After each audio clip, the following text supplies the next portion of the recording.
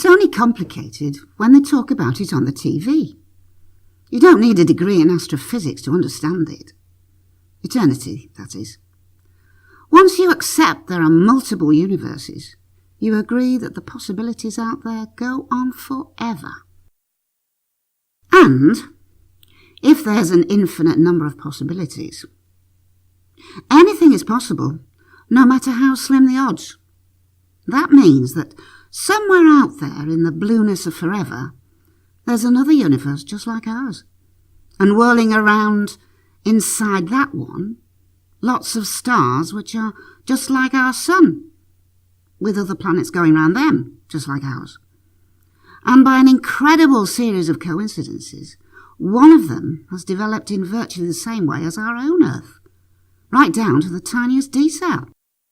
Many times I'd wondered just how much there was to know. Many became a number that continued to grow, until I asked myself, what if there are extraterrestrial life forms living on these other Earths? And if there are things out there in the vast darkness of infinity, are they intelligent? Are they friendly? Do they eat, sleep, gamble, steal and drink? Do they love? Do they pray to a god? And of course, what would they look like?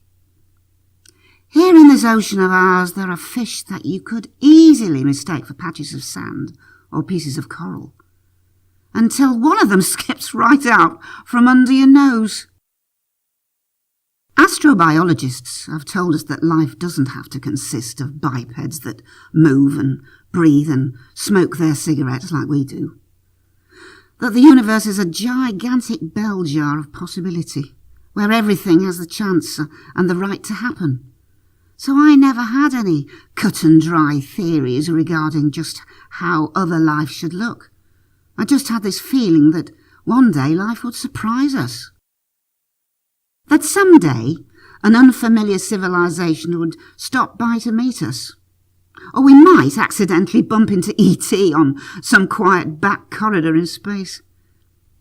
Being interested in science, I believed in the power of the eye in the sky and the starman and a myth, the story about a man with the name Pax, who loved and prayed and then lost his lover, so set off to the end of the universe to try and find her. In the late 21st century, the most powerful and ambitious planet hunter was named after Pax. It set off from the Cape with its own giant eyeglass, seeking new worlds and life beyond our bubble. The challenge?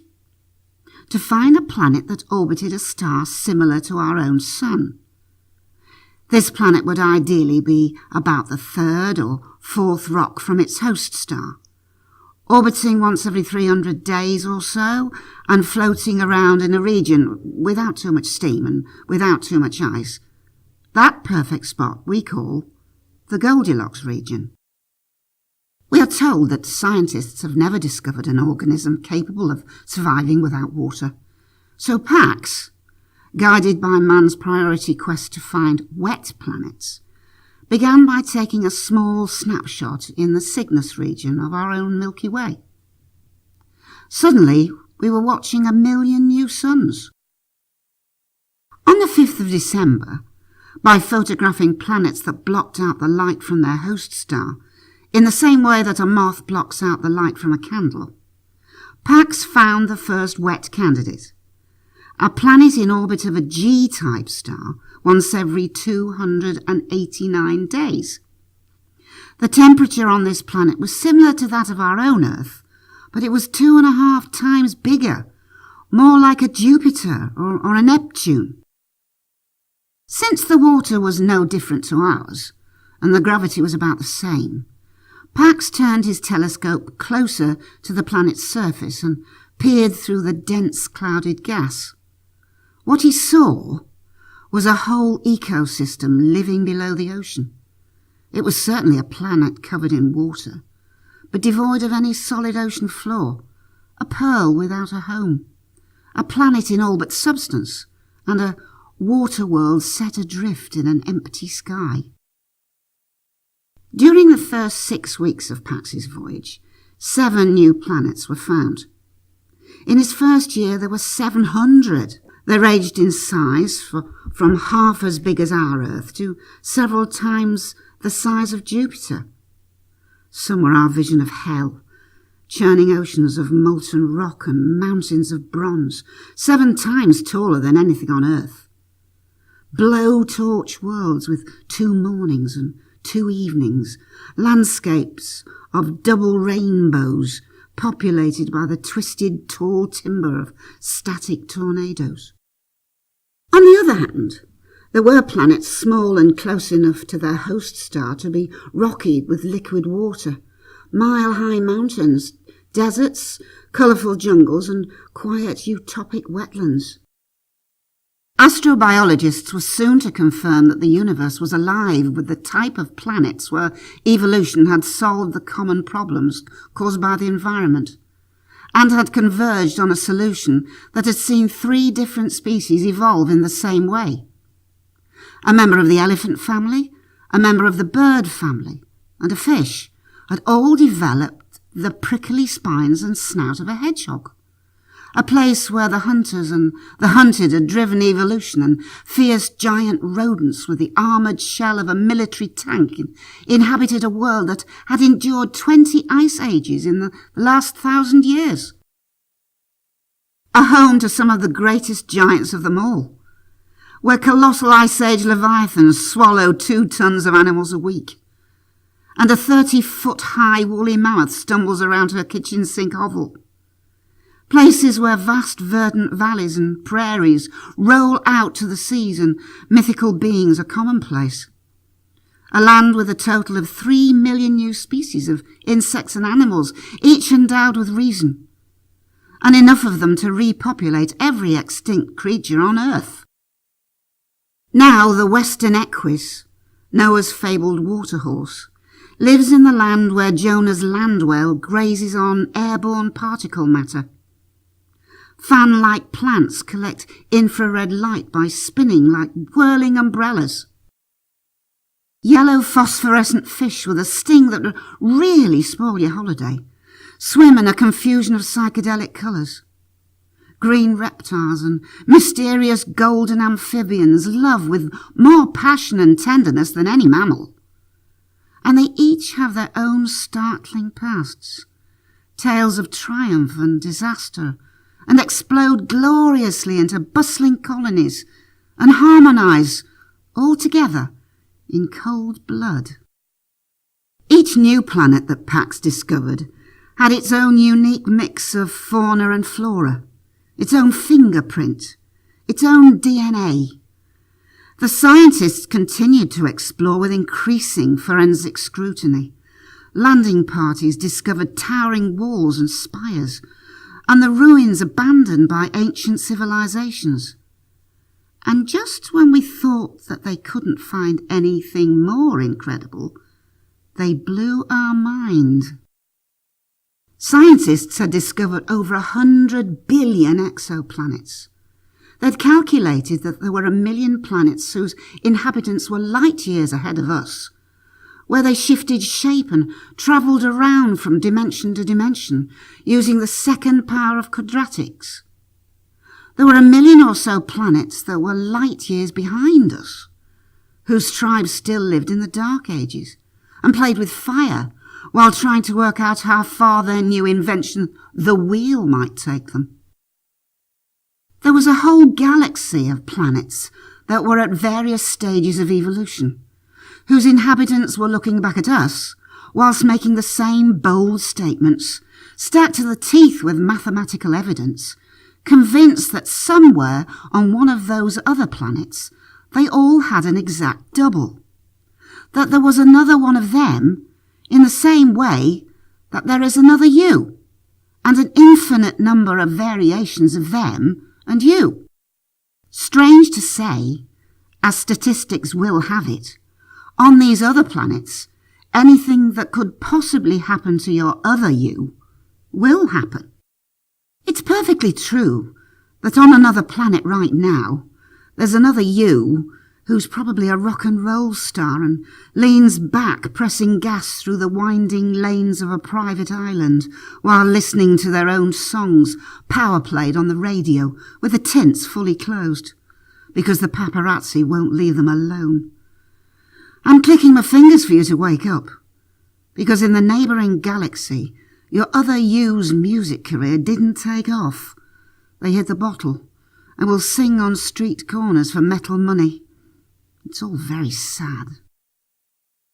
I should mention in passing that I was that guy, the one who had been drinking from a bottle and was about to sing on a street corner.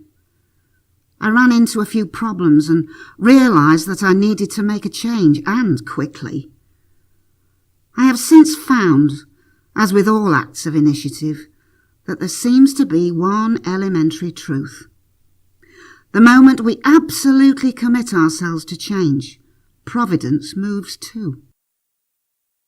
All sorts of things seem to occur to help you. Things that would otherwise never have happened. All sorts of unexplained events, and characters seem to turn up just to help things along. Very soon after my fall from grace, unfamiliar civilizations began firing powerful laser messages through their own giant telescopes to announce their existence. Fast bursts of signals that were being intercepted after a journey of 1,000 light years. Earth began receiving a constant flood of data, signals that were so unambiguously artificial they could only have come from faraway worlds. Communications experts, more used to working on the intelligence of chimpanzees and dolphins, began trying to devise ways of decoding the messages to frame some kind of response. Others believed that a new level of code breaking was required, as the standard decipherment and decryption techniques used by the military and security agencies didn't seem to be helping much. The government put things into context by announcing that they still had extraterrestrial scripts and signals from antiquity that had remained undeciphered over hundreds of years. Still they came, quick, bright flashes that lasted just milliseconds, but gave out as much energy as our sun in a single day. The PAX team became very interested in one particular planetary system. This was similar in scale to our solar system and orbited the star HD 162826, 100 light years from Earth, in the constellation of Hercules, a star born from the same cloud of gas as our own sun. It was noted that the first planet of the star was similar in appearance to our own Jupiter, being only slightly smaller and completing its eccentric orbit every 420 days. The project scientists had to double-check that what they were seeing was actually true. The big telescope blinked. Ground control ran a check on its coordinates and slewed its beady eye back in the planet's direction to confirm that the planet did indeed have liquid water on board. It certainly did. It had life in the sea, sky, and on land. It had a hot side, where the heat rose, and a dark side, where the heat sank back into the cold. A permanent wind system, and a stable atmosphere, a climate, the type of weather you could forecast. And this new purple dot was in the region of 2 red dwarfs. So it was never quite sunset there. Every hour was a cocktail hour, a good spot for real estate, or so I thought, because, when I looked closely, its formation of continents mirrored almost exactly that of our own. The hazy images of the planet sent back by PAX brought me right back to myself, and I found that once I'd made a start on trying to take the first step on the journey to get there, the universe took her own steps to help me. And, if you are prepared to listen, I will explain how. But first, I think that it's only fair that you should know a little bit more about me and the circumstances under which I became interested in the most recent news reports about this perfect getaway.